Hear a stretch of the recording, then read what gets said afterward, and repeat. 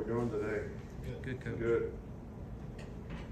So, I guess the message I had for the players is, the real challenge now, I know school started today, and, you know, it's kind of the dog days of camp now when you get this deep into it. Still, you know, pretty long ways until you play a game, but still a lot of things to work on is, you know, you gotta challenge yourself to, you know, be what you wanna see. Take ownership for what you wanna accomplish, what you wanna do.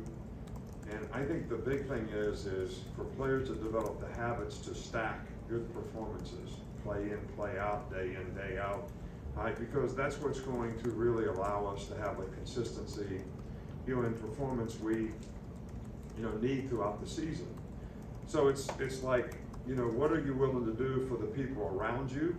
Because you're responsible to do your job, but you're also responsible for them. But I guess a better question is what are they willing to do for you, right? Because they have the kind of respect and trust in you to know that you're gonna go out there and do what you're supposed to do, down in, down out, play in, play out, game in, game out. So we obviously have things that we need to improve on. A big focus this week is take where we were last week, you know, from a scrimmage standpoint, from a conditioning standpoint, from a focus standpoint, from an effort, ability to execute standpoint, and try to improve on it so that, you know, this next scrimmage is sort of the last dress rehearsal, so to speak, until the first game comes. So it's really important that we can go out there and sort of do the things that we need to do more game-like, because that's going to be the last time we get an opportunity to do at least that part of it. So not disappointed in where we are at all, not satisfied where we are either, but you know, think that, you know, people are trying to do the things they need to do to get where we want to go. Start up here with Charlie. All right.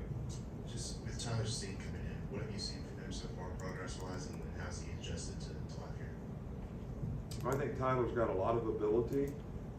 I think that, you know, all the new players that come in, it's a little different culture here. They all have to sort of buy into the culture of how we do things, what we do, not easily satisfied with what we do and how we do it, and to challenge yourself to be the best that you can be on every play. And I think that's the question that I would have for a lot of different players, but you know, Tyler has certainly shown a lot of ability. He's made really good progress. He's a bright guy, but consistency and performance is something that we're really focused on, and that will create tremendous value for him. You know, we want what's best for all the players. I don't see how any player could ever think that anything that we do is not in their best interest to try to help them be the best version of themselves. They may not like it, just like, you know, sometimes when I was a kid, I didn't like what my parents made me do. I didn't like it when my dad made me wash the car over because I didn't do it correctly. I didn't like that, but it made me better. So we all got to go through that to some degree. Stay up front here with Nick. You talked about inconsistency with the receivers after the scrimmage. How do you see those guys respond since Saturday? They're doing a good job. I think they learn from their mistakes, and hey, nobody wants to be inconsistent. They're working hard. There's a lot of young guys there. There's a lot of guys that don't have a lot of experience. There's a lot of guys that haven't been in the system. So, and we have quite a bit of volume of information right now, maybe more than we'd ever have for a game plan. Because you install a lot, you expose the players to a lot. So for those kind of guys, you know, that's even more challenging. So, but they've made improvement, and they'll continue to make improvement. I think it takes a little longer for that part of the game, especially when you have new players, to try to develop the precision that you need. But I think those guys are getting more and more consistent every day. The left with Joey. Hey, Coach. So far, all the players we talked to this fall camp have had a really strong emphasis on leadership. And I'm just wondering, from your perspective as a head coach, what have you seen in terms of leadership from the players, specifically in the last scrimmage as well? I do think that we have some really positive leadership on this team. I've talked about this before. We have some really good leaders, but there's two parts of leadership. There's players who lead, and we have some really good players doing that. But there's also players that have to learn how to respond to leadership. That means they take ownership for doing what the leaders ask them to do. And that's something that, everybody's got to make a decision and a commitment that they're willing to do, to take ownership for, doing that. So there's one thing to command things, but there's another thing to take ownership for it yourself, so that you can buy into what people are asking you to do. A really simple example, I guess I would be considered a leader, but when I say run to the next drill and everybody continues to walk, am I being a bad leader, or are they not responding to leadership? That's the question. All right, so we have good leadership, but people have to learn to respond to it and take ownership for the standard and the level the leadership has an expectation for them to aspire to. Go ahead, Mike. Just what have you seen from Javion Cohen in terms of some of the mental health treatment that he shared he received this offseason, as well as what you've seen from him on the football field in camp? Well, we've done everything we can, and we will continue to do everything we can to help all of our players across the board whenever they have any kind of mental health issues of any sort. I think we've been, one of the programs that have, had this for a long, long time, and we go and try to develop it and make it better. I don't think that's really a question for me to answer. I know we're doing everything we can to help him every way that we can. How he feels this is helping him, I think, is probably something that he needs to answer. I'm not disappointed in his performance. I'm disappointed in the way he's going about his work. But I still, that's not for me to answer exactly, how someone feels about the treatment and what has helped them get better. And I see him being very good, but that's just what I see. I don't know how he feels. Come back here to Tony and then Charlie, and we'll finish up on Zoom. How much progress have you seen in Eli Rick's ability to pick up the defense, and then how optimistic are you that he could be an impact player this year? Well, he hasn't been able to practice since the scrimmage, so he's got a little, back problem that's not, I don't think it's anything that's gonna keep him out for a long time, so,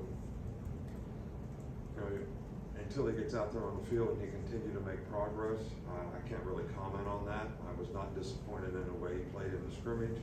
I think there's a lot of competition at that position, and I can't tell you, who would be the starting corners at this point.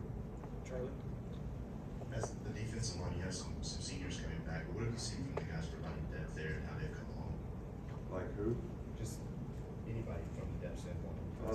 Jaheim Otis is done a really good job.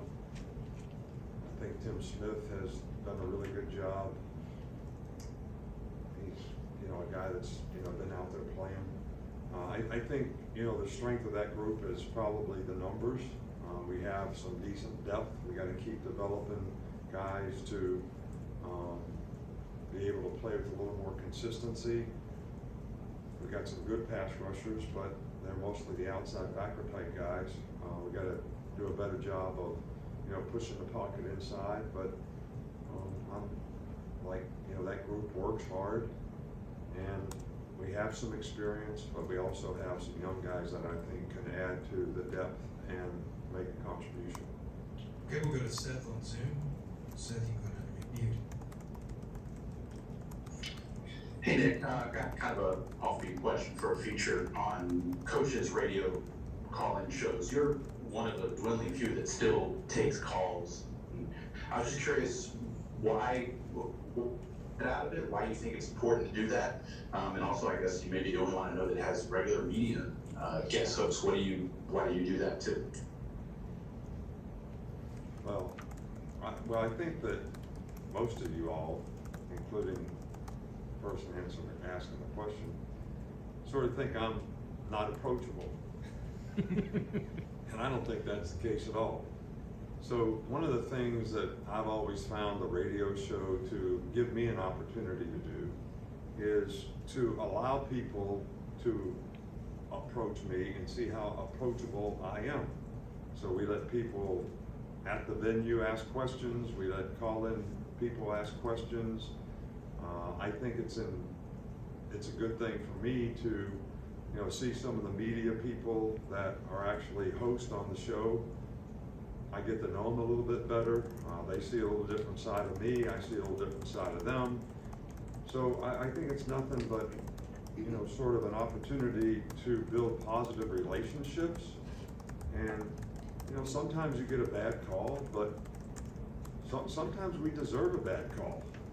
I mean, sometimes I don't think we did very well either. So why should somebody out there not think we did something very well? So I'm not offended by people who call in. I think it's an opportunity for them to approach me and me to have respect for them and how they support the program. All right, Coach, thanks for your time. That's it? That's it. So I get to say thank you and smile again? Exactly.